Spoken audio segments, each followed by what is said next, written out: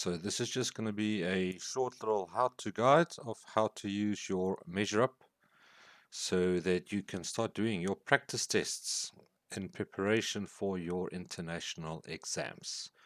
Okay, so this is the screen that you get after you have created a new account on MeasureUp. You most likely what you guys will find is that you don't need to create an account. The account has been pre-created for you by either Shanice or Steph, and they would have emailed you the actual details. If you don't have the details, please get hold of Stephanie or Shanice at the college, and please ask them to send you through your MeasureUp logon details. But I'm going to show you how to do anything anyway. Okay, so you've created your account. Now you need to go and redeem your license key, the key that actually gives you access to the exam. Again, the exam has been preloaded for you by Steph and Shanice, but this is so that you can see how to do it yourself if the need ever arises. So what you need to do is you need to go here to where you have your name in the top right corner, and you want to go to My Learning Locker. Then of course you need to go and get your key so long, if you, like I said, if you need one. Okay, so now the testing page has now actually loaded. Once you're in here, you are going to go to register key and then type in the registration key as provided to you. You will then say, I accept the license agreement, and you will click on register. Once you have registered, you can go back to your locker. Again, most likely this has already been done for you, so you wouldn't have to worry about adding your own key. Once your key have been added, you will now see that there is a new practice test that you can now use to practice for your internationals. My particular one is the Microsoft MD100 or the Windows 10, but of course you will have a course available to you that you need to practice for your next international exam. These exams are normally 180 days at a time.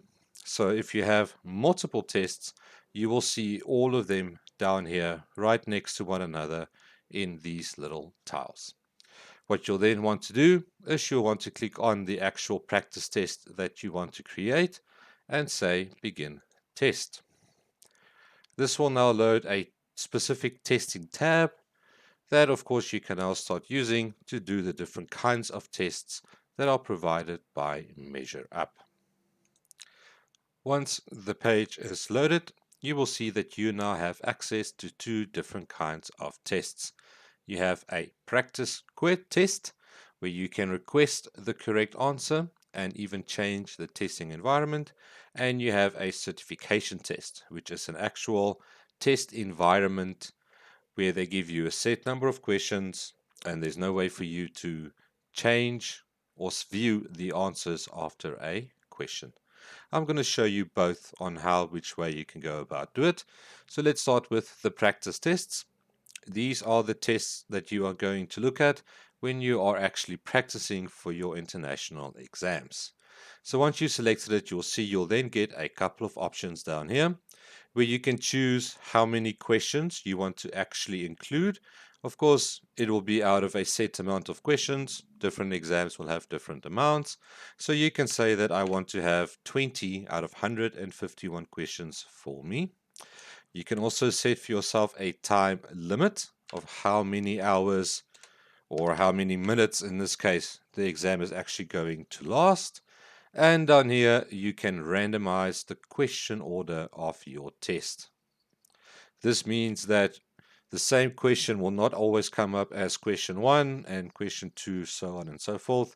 They will be randomized. Once you've selected your options, you can then click on continue. A couple more questions where you can go through. These are your advanced options. This is where you can set a couple more detailed settings to customize your testing environment. You can specifically say how many questions you want to see from the last couple of tests that you have done. You can also say, do not display any test that I have, or any question that I have done over the last, let's say, 3 tests.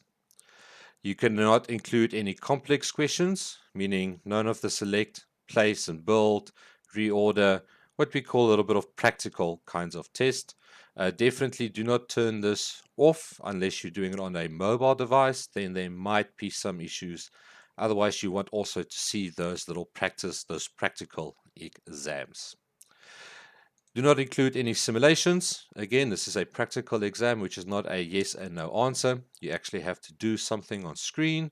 So again, keep this turned off so that you can view those questions unless you're on a mobile device like a cell phone, where you then might experience some technical issues.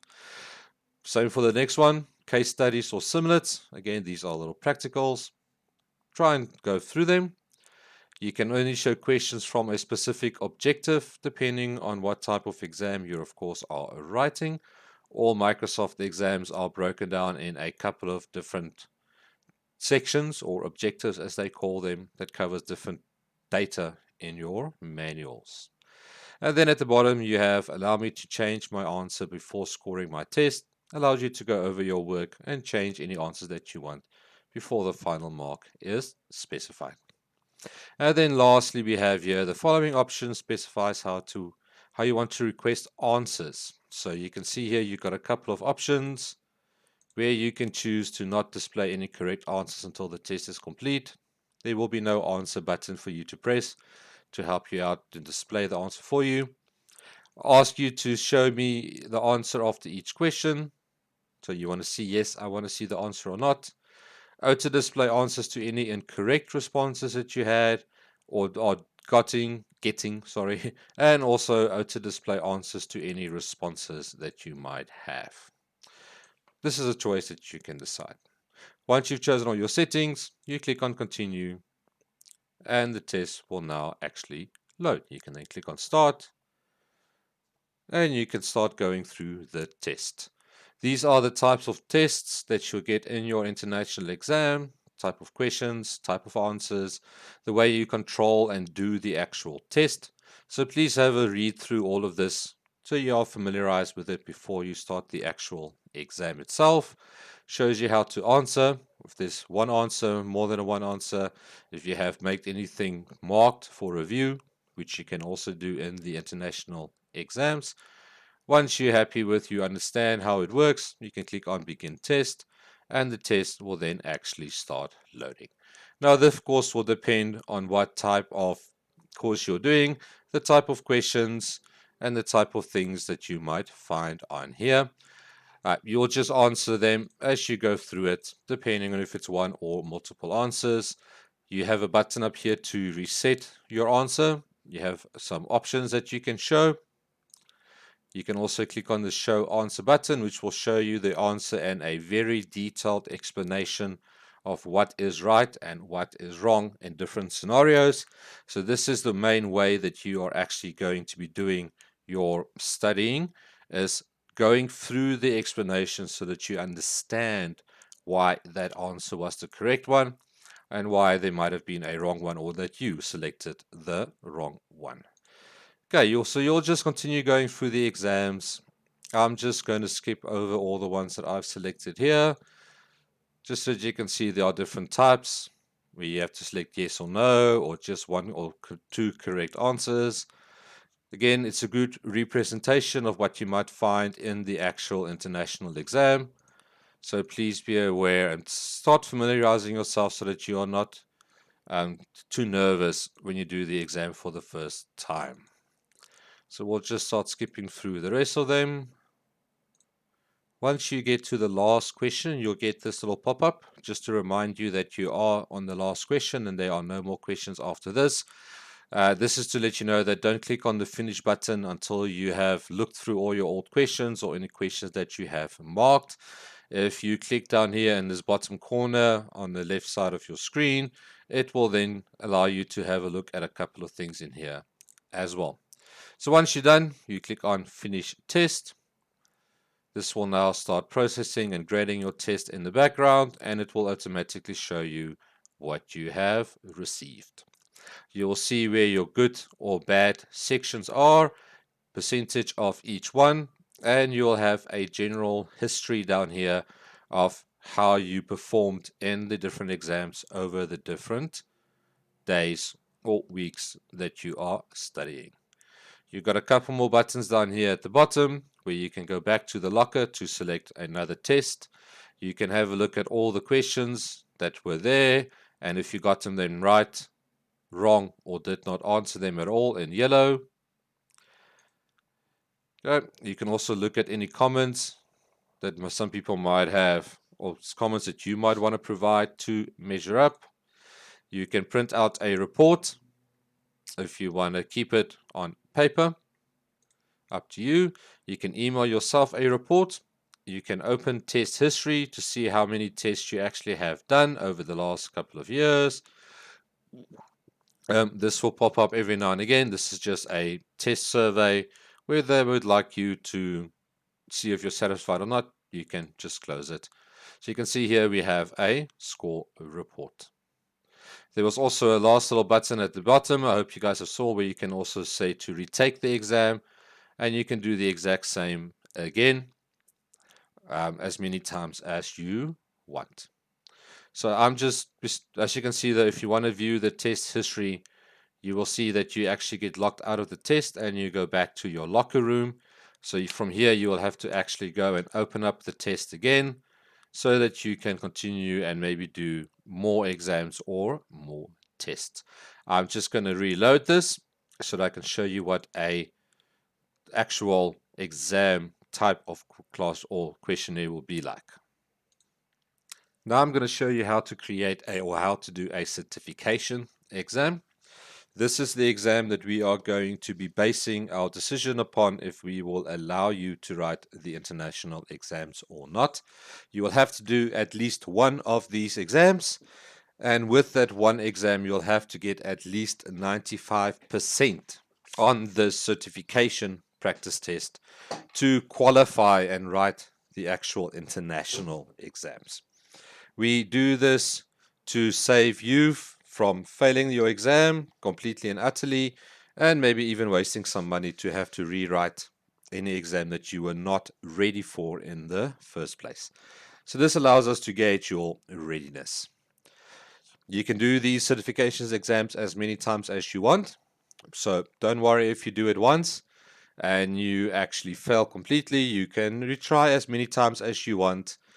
Then as soon as you get that 95%, you can then let us know. We, of course, will verify it online because Steph and Shanice have actual access to all of your marks that you have done and have tests that you have completed. They will be able to see it immediately. So don't try to lie or anything like that. It just won't work. So this little info page you get here just quickly explain to you what a certification mode is all about. This will, of course, depend on the type of exam you're writing. It will depend on how many questions you get. Are you allowed to pause the timer? How many times you actually, how much time, how many minutes you have to do the exam. You'll then just do just like we do a practice test. You'll start the test once you're happy with everything. Your timer doesn't start until you actually click on begin test, and then you can go through and actually answer and do the test like you would normally do. But now there's no answer button that you can click. There is no show me an option down here where you can change. You can't pause the exam. So it's a testing environment. I just want to show you guys that there is an option for you to mark your exam. You'll also get this option actually in the international exam, but it normally sits here on the top right corner of your screen. But this will allow you to mark, to put a tick on that question. So before you finish the exam, you can come back to this question and review it if you still have time available on your normal time limit. So just like always, you can get to the last question of your exam. You'll click on finish test. And like previously, it will automatically grade your test for you. Once you're done with this, You can then go back to locker, or you can retake the exam if you so feel inclined. Like I said, you need to do at least one of these tests before we will actually book your international exam. If you have any more questions, please feel free to email your applicable lecturer and see if they can help you out with anything. Cheerio and have a good day.